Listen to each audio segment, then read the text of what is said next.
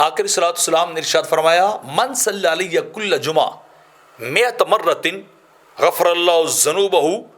ولو کانت مثل زبد البحر، کہ جو شخص ہر جمعہ کو 100 بار مجھ پہ درود پڑھتا ہے اللہ اس کے گناہوں کو بخش دیتا ہے، ولو کانت مثل زبد البحر، اگرچہ وہ سمندر کی جھاگ کے برابر ہی کیوں نہ ہو، یعنی اس کے گناہ جتنے بھی زیادہ ہوں گے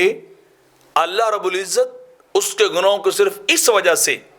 کہ اس نے یوم جمعہ اپنے نبی پہ 100 بار درود پڑھا ہے، اپنے نبی کو یاد کیا ہے، محبت اور احترام سے اللہ کی بارگاہ میں ملتجی ہوا ہے کہ میرے نبی کے درجے کو بلند کر، میرے آقا پہ رحمت نازل فرما۔ تو یہ اتنا سارا چھوٹا سا عمل، بالکل مختصر سا عمل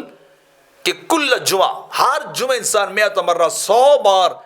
درود پڑھے، رب اس کے سارے گناہوں کو معاف کر دیتا ہے۔ اور میرے آقا یہ بھی فرماتے ہیں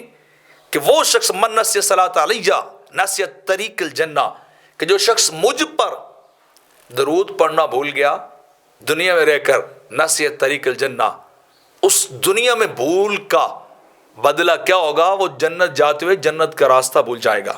اسے پتہ بھی نہیں چلے گا کہ جنت کا راستہ کس جانب ہے، مجھے کس جانب جانا چاہیے اور میں جنت میں جاؤں گا، کون سے راستے کو اختیار کروں تو اللہ کی جنت تک چلا جاؤں۔ تو کیا ہوگا؟ جس نے نبی پہ دنیا کے اندر درود پڑھنا بھلا دیا، وہ یوم قیامت جنت کے راستے کو بھلا دیا جائے گا۔ تو جو چاہتا ہے کہ جنت کے راستے پہ وہ بڑی سپیڈ کے ساتھ جائے اور جنت میں داخل ہو جائے، وہ دنیا میں کثرت کے ساتھ اپنے آقا پہ درود و سلام پڑھتا رہے۔